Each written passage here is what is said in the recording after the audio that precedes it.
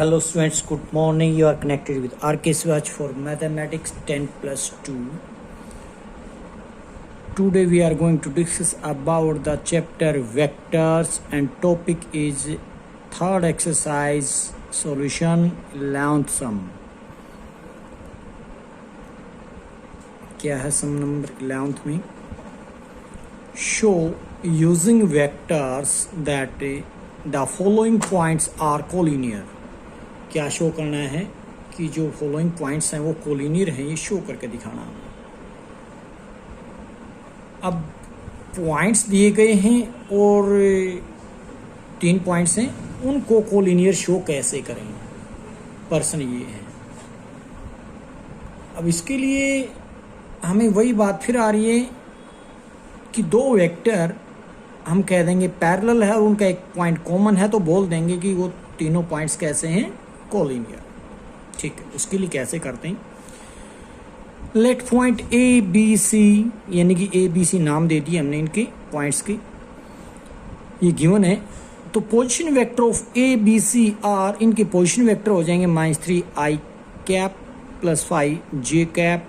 इसी तरीके से बी पॉइंट के -2 i cap 3 j cap, C point के लिए भी 4 i कैप -9 j कैप। तो वेक्टर ए बी का पता लगाते तो position vector of B minus position vector of A लिखेंगे। उसके बाद यहाँ बी के पोजीशन वेक्टर हैं, ये ए के पोजीशन वेक्टर हैं। अगर मैं इनको सब्ट्रैक्ट करता हूँ तो क्या पाता हूँ, i minus 2j। Vector A C को अगर फाइंड आउट करते तो position vector of C minus position vector of A लिखेंगे। ये ए के सी के पोजीशन वेक्टर, ये ए के पोजीशन वेक्टर। सब्ट्रैक्ट करते हैं तो मिलता है अपने को 7 इंटू आई माइनस 2j। तो i माइनस 2j कैप क्या था, i cap minus 2j cap था ए बी वैक्टर, उसकी जगह हमने लिख दिया 7 ए बी वैक्टर। तो vector A C is equal to 7 time of A B vector, यानी कि A C vector is equal to lambda A B. यहाँ हम बोल सकते हैं कि दोनों के दोनों वैक्टर कैसे हैं, पैरेलल हैं। तो बोलते हैं thus the vector A B and A C are either parallel और कोलिनियर, या तो पैरेलल है या कोलिनियर है।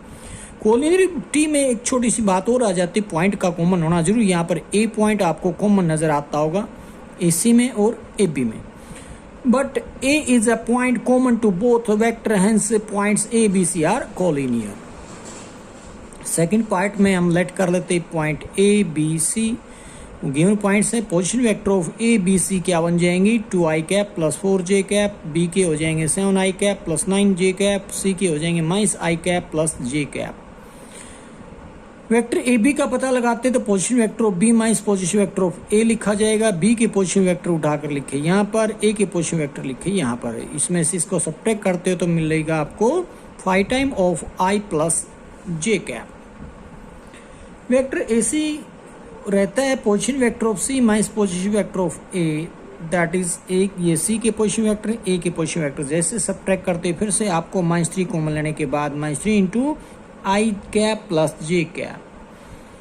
तो यहाँ पर आपको कुछ सिमिलरिटी जरूर नजर आती होगी। तो आप इसको किस तरीके से लिख सकते हैं, अगर मैं ए बी का 1/5 कहूँ तो i प्लस j कैप मिलेगा, और ए सी का -1/3 बोलूँ तो वो भी i cap plus j cap बनता, मतलब दोनों बराबर आ जाएंगे, इसीलिए मैंने ये लिख दिया।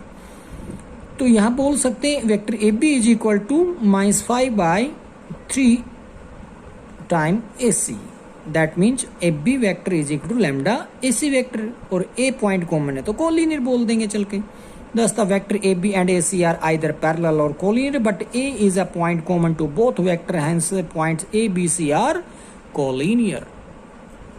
यही तो शो करना था।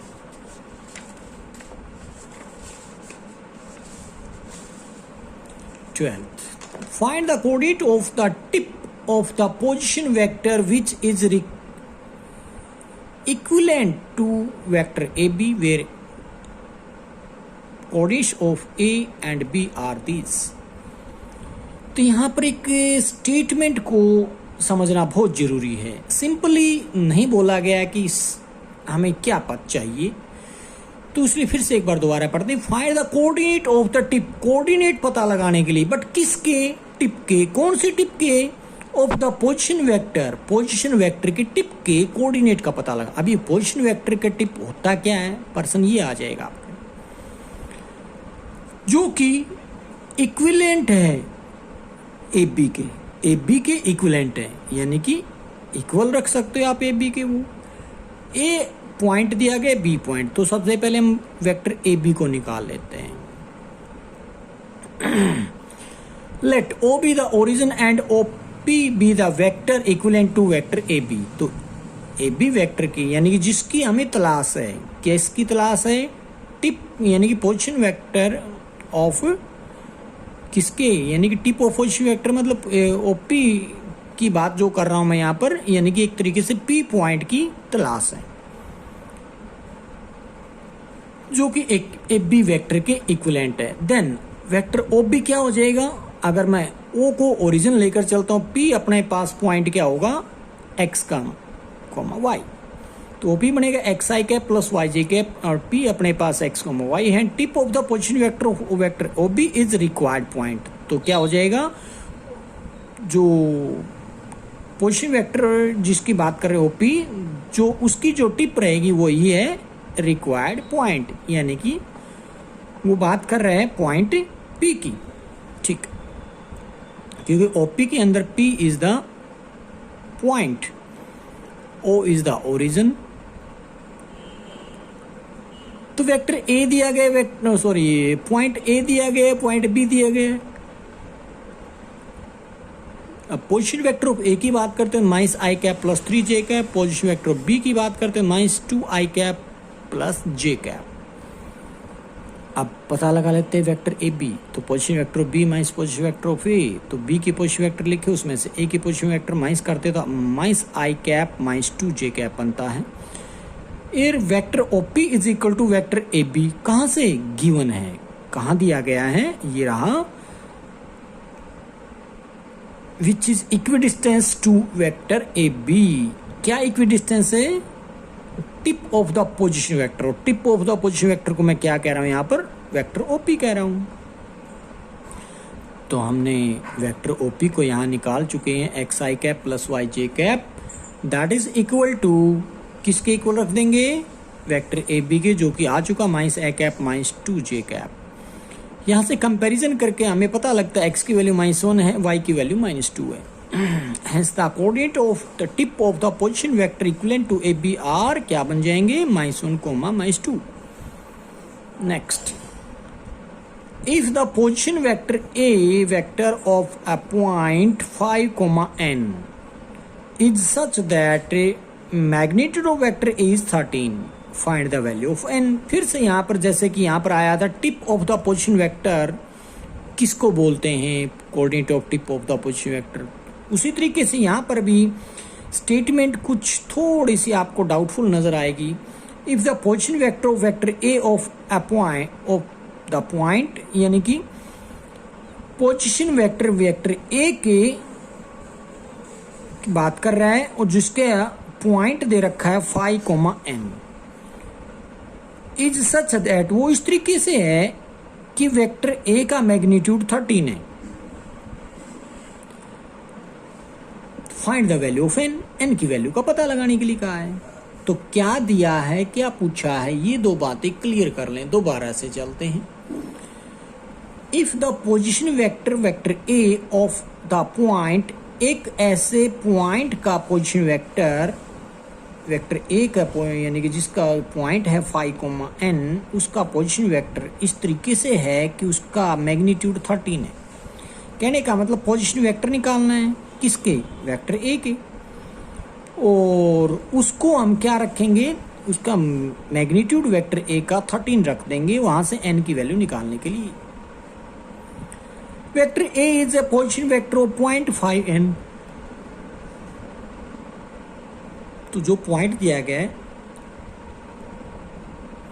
तो उसका जो पोजीशन वेक्टर वेक्टर ए, तो किस तरीके से बनता है, 5i cap plus N J cap, that is equal to vector A. Vector A का मैग्नीट्यूड निकालते तो 25 प्लस एन स्क्वायर, कैसे, 5 का स्क्वायर प्लस एन का square, that is equal to 13 given है, magnitude vector is equal to 13 given है। Squaring both side करते हैं तो ये हो जाएगा 25 plus N square is equal to 169। यहाँ से एन स्केयर को खिला करते हैं तो 144 आता है। एन की वैल्यू निकालते हैं तो 12 आएगा प्लस या फिर माइनस। तो find the value of N पूछा था, एन की वैल्यू प्लस माइनस 12 आ चुकी है।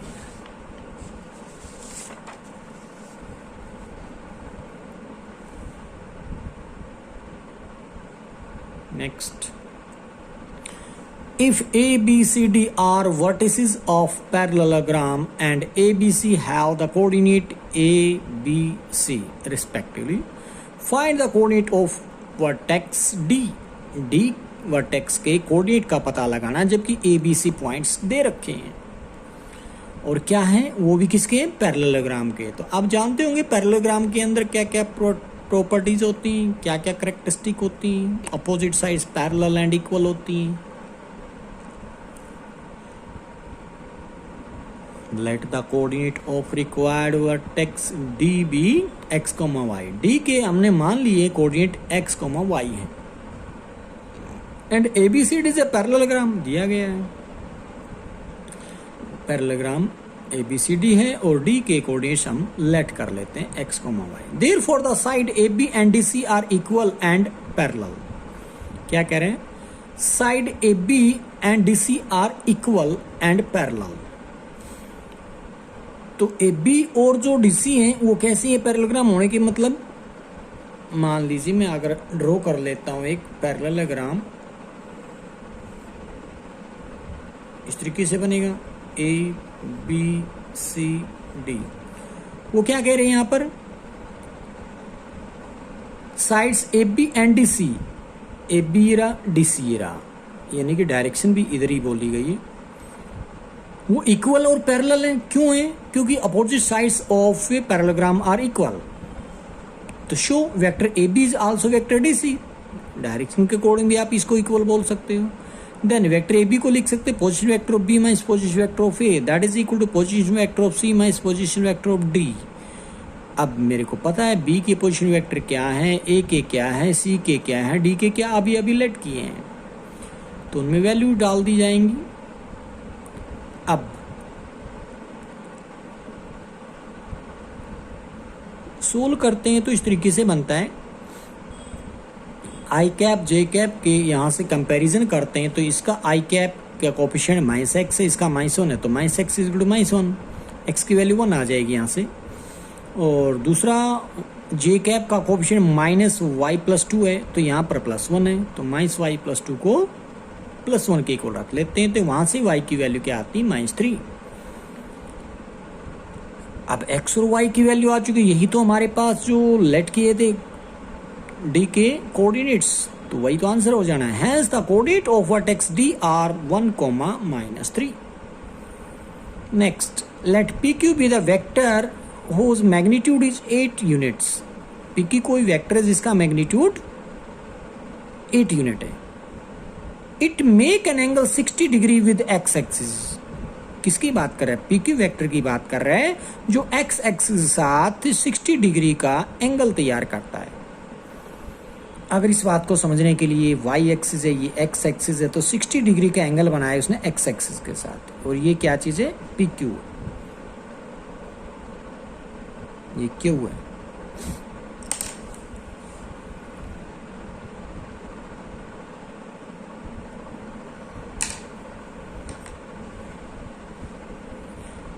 Find the components of vector PQ along x axis and y axis।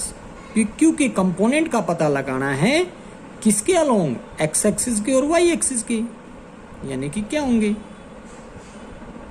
तो इसके लिए क्या करना पड़ेगा, vector PQ make an angle 60 degree with x axis. Show magnitude of the component of vector PQ along x axis. क्या बोल रहा हूं, magnitude of component vector PQ x axis के साथ क्या रहेगा। तो मैग्नीट्यूड बनता है, magnitude of PQ is equal into magnitude of cos 60 degree. That is equal to 8, क्योंकि ए बी का मैग्नीट्यूड पी क्यू का मैग्नीट्यूड उसने दिया है वो 8 है। 8 इंटू कोस 60 डिग्री जो कि 1/2 रहेगा, 4 यूनिट आ जाएगा। क्या बन गया, एक्स के अलोंग हम निकाल चुके हैं क्या चीज, magnitude of component of P Q. The component of P Q along x axis क्या मिल गया अपने को, +-4, वो +4 भी हो सकता है, -4 भी हो सकता है। सिंस क्योंकि मैग्नीट्यूड में है ना, तो इसलिए प्लस भी हो सकता है, माइनस भी हो सकता है। तो since cos 60 is a positive, cos 60 क्या चीज है, पॉजिटिव है। The direction of this component is along O X, इसकी जो डायरेक्शन है वो ओ एक्स के अलोंग है, यानी कि एक्स एक्सिस आप कह सकते हैं यहाँ पर, ओरिजिन से एक्स एक्स, यानी कि एक्स एक्सिस की बात कर रहा है। Again vector P Q make an angle with of -30 with Y axis. तो अगर आप देखो वाई एक्सिस के साथ ये -30 का एंगल तैयार। अब कहोगे माइनस कैसे, क्योंकि वो वाई एक्सिस से इधर आएगा तो आप इसको नेगेटिव बोलोगे, ये नेगेटिव होता है, तो इसलिए मैं बोल रहा हूं ये 30 है तो -30 वाई एक्सिस के अलोंग जो एंगल तैयार किया। Magnitude of component of P Q vector along Y axis क्या हो जाएगा, magnitude of P Q into cos -30 magnitude के अंदर, तो वो हो जाएगा 8 इंटू कोस 30 की वैल्यू √3/2 होती, तो वो बन जाता है 4√3 यूनिट्स। सिंस कोस -30 यानी कि कोस 30 होता है, दैट इज पॉजिटिव। कोस -θ क्या पढ़ा था आपने, 4, चलो अभी पढ़ा नहीं होगा शायद, नहीं आप तो +2 में है, बिल्कुल आप तो पढ़ चुके हैं, +1 में आ चुका होता है ये इंपॉर्टेंट। तो cos -θ fourth quadrant cos positive होता है, तो इसलिए हमने लिख दिया cos 30 that is positive. The direction of this component is along O Y, तो डायरेक्शन जो रहेगी इसकी वो क्या है, अलोंग ओ वाई है, यानी कि ये अगर ओरिजिन यहाँ पी पॉइंट पे है तो उधर बनेगा ओ वाई, इधर बनेगा O x.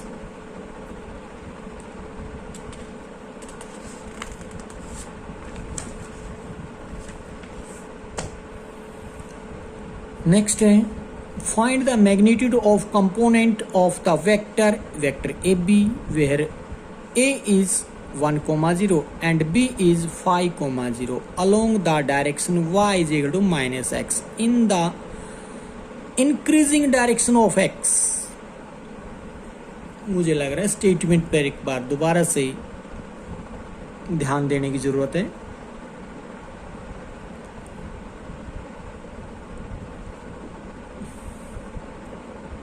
Vector A B के कंपोनेंट का मैग्नीट्यूड चाहिए, हमें पता लगाना है। फिर से बोल रहा हूं, वेक्टर ए बी के कंपोनेंट का मैग्नीट्यूड चाहिए। वेयर ए के कोऑर्डिनेट्स दे रखे, बी के कोऑर्डिनेट्स दे रखे, अलोंग द डायरेक्शन, और वो किसके अलोंग है, y is equal to -x के अलोंग है, in the increasing direction of x axis. ये भी ध्यान रखना, increasing direction of x axis.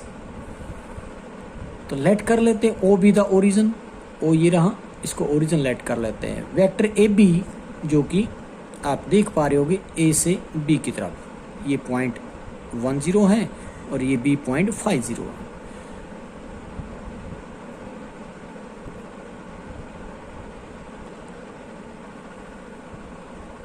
तो क्या बनेगा, position vector of B minus position vector of a आप लिख सकते हैं वहां से डायरेक्टली, या फिर x2 minus x1 into I cap plus y2 minus y1 into J cap, that is 4i cap बन जाएगा रिजल्ट।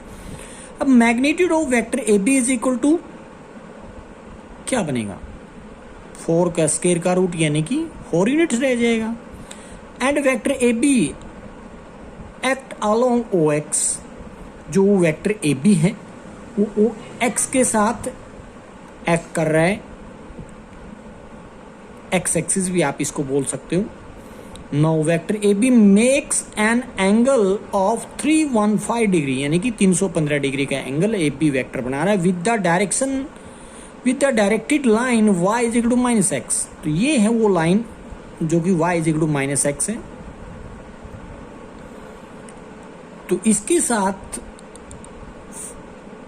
315 डिग्री का एंगल तैयार करता है।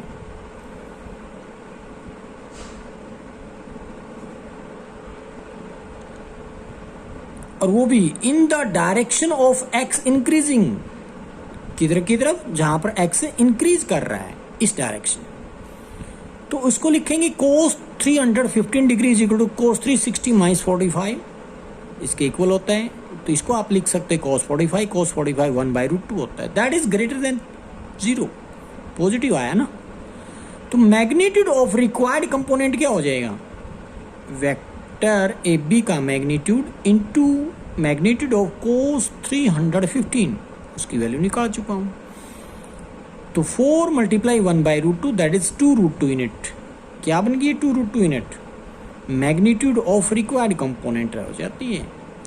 सिंस cos 315 ग्रेटर देन 0 है, the direction of this component is along OC, ये, और along line y is equal to -x, इसी OC को हम बोल सकते हैं y is equal to -x in the direction of x increasing, किस डायरेक्शन में, जहां पर x इंक्रीज कर रहा है।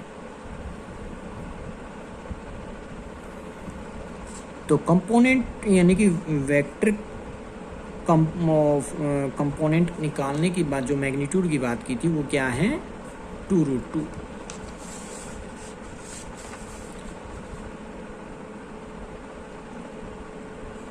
तो आगे आर्टिकल अपने सामने, component of vector in 3 dimension. अब तक जो कंपोनेंट ऑफ वेक्टर की बात तो कर रहे थे, 2 तरह के वेक्टर सीखे हमने, स्केलर कंपोनेंट, वेक्टर। अभी भी वही scalar component and vector component ही पढ़ेंगे, बट ध्यान दीजिए इसमें क्या नया आने वाला है, component of vectors in 3 dimension. 3 dimension में हम वेक्टर के कंपोनेंट्स को पढ़ते हैं इस टॉपिक में। तो in 3 dimensional rectangular coordinate system let i cap, j cap and k cap, ये अब k कैप जो आया है ये नया एक्सिस के साथ यूनिट वेक्टर रहेगा, जिसको हम z एक्सिस के साथ बोलेंगे। b the unit vectors along x axis, y axis and z axis respectively. Vector pq क्या बन जाएगा फिर, x2 minus x1 i cap plus y2 minus y1 j cap, नया क्या जुड़ गया इसके अंदर, z2 minus z1 into k cap. तो quantity x2 minus x1 y2 minus 1 and z2 minus z1 are called scalar component. तो इसमें i cap, j cap, k cap के जो कोफिशिएंट है उनको हम क्या बोल रहे हैं, स्केलर कंपोनेंट बोलेंगे वेक्टर pq के, जो कि along x axis, along y axis, along z axis बोला जाएगा। और x2 minus x1 i cap, y2 minus y1 j cap, z2 minus z1 k cap जो है, these are called vector component of vector pq, क्योंकि i cap, j cap, k cap अगर इसमें साथ लग गए तो इनके साथ क्या बोला जाएंगे, स्केलर कंपोनेंट के साथ अगर वेक्टर कंपोनेंट की बात कर रहे हैं, i cap, j cap, k के साथ लगने के बाद क्या बन जाएगा, vector component. Magnitude of A vector, किसी वेक्टर का मैग्नीट्यूड कैसे निकाल, जैसे 2D में निकाल रहे थे वैसे 3D में जाएगा, बस थोड़ा सा स्टेप बढ़ जाएगा। तो magnitude of vector pq equal to root of x2 minus x1 whole square plus y2 minus y1 whole square, यहाँ तक था 2D का, 3D के अंदर क्या बढ़ गया, plus z2 minus z1 whole square बन गया।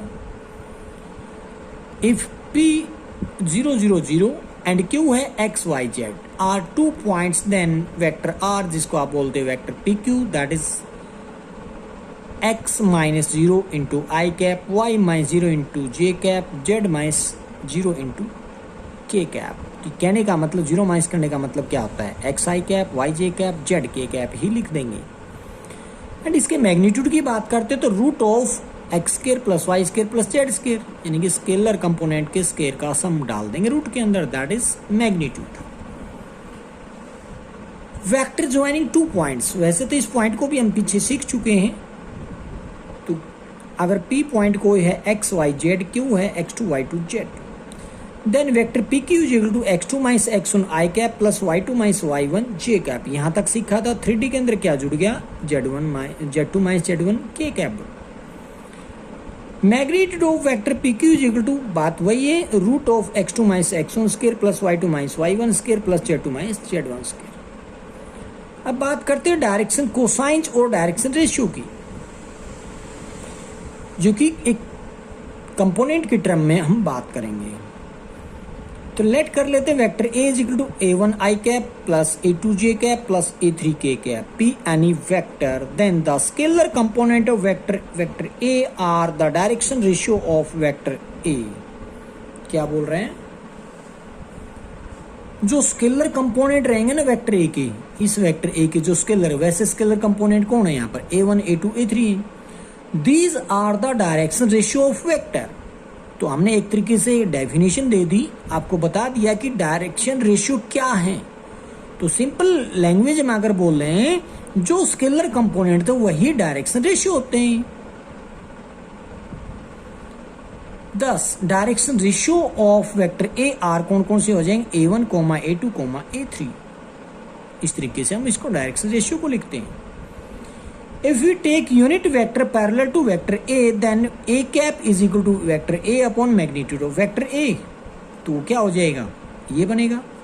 और यहाँ पर अगर आप देखोगे इनमें भी अब यानी कि यूनिट वेक्टर के स्केलर कंपोनेंट को हम डायरेक्शन रेशियो बोलने वाले हैं। वेक्टर के स्केलर कंपोनेंट को बोला डायरेक्शन रेशियो, और यूनिट वेक्टर के स्केलर कंपोनेंट को बोलने वाले हैं डायरेक्शन कोसाइंस। क्योंकि a1 के अपॉन में ये आ जाएगा, फिर अलग से आता है j कैप का कोफिशिएंट a2 अपॉन में ये आ जाएगा, फिर k कैप का कोफिशिएंट a3 अपॉन में ये आ जाएगा। तो ये थे डायरेक्शन रेशियो और डायरेक्शन कोसाइंस। तो कई बार बच्चे पजल होते हैं, डायरेक्शन कोसाइंस क्या होते हैं, डायरेक्शन रेशियो क्या होते हैं। तो कंफ्यूजन होने की जरूरत नहीं है। कोई भी वेक्टर दे रखा है, उसके स्केलर कंपोनेंट को डायरेक्शन रेशियो बोलेंगे, और डायरेक्शन रेशियो दे रखा तो डायरेक्शन रेशियो से डायरेक्शन कोसाइन बनाए जा सकते हैं। उसके लिए हमने बोल रखा है, उसको डिवाइड कर देते हैं उसके मैग्नीट्यूड से। कहने का मतलब है ए कैप का जो निकालेंगे उसमें जो स्केलर कंपोनेंट होंगे वही क्या बोले जाएंगे, डायरेक्शन कोसाइंस। और साथ ही एक बात बोल दें, डायरेक्शन कोसाइंस को आप डायरेक्शन रेशियो बोल सकते हैं, बट डायरेक्शन रेशियो को आप हर बार डायरेक्शन कोसाइन नहीं कह सकते।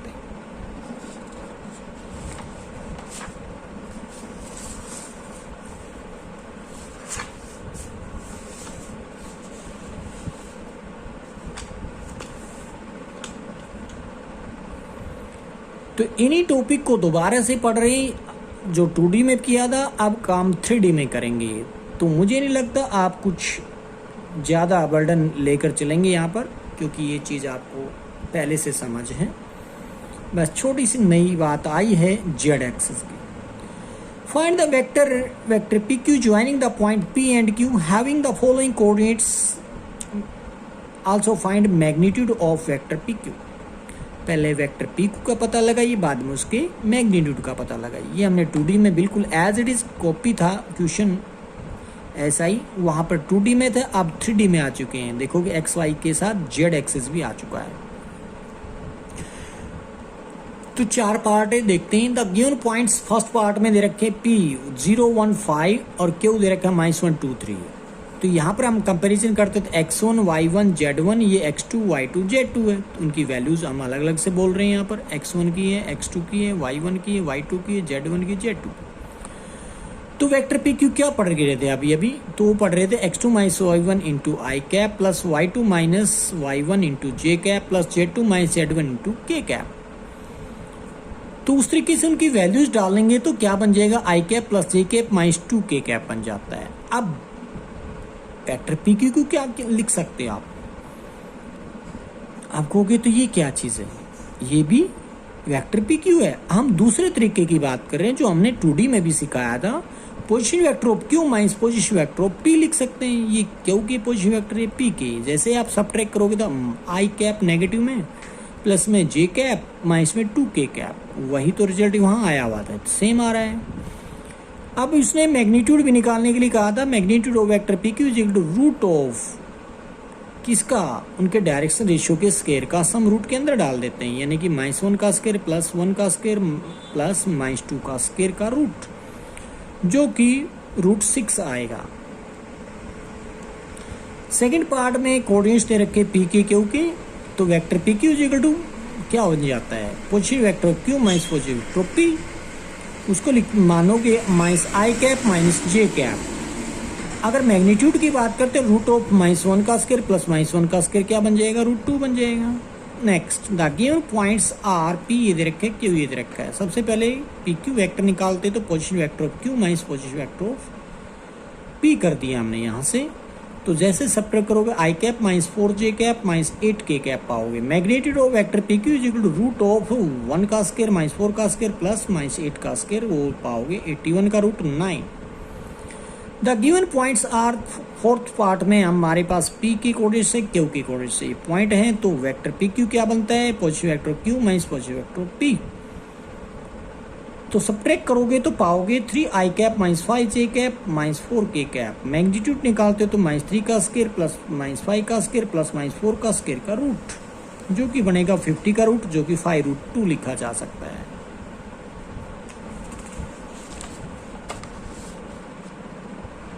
Second sum,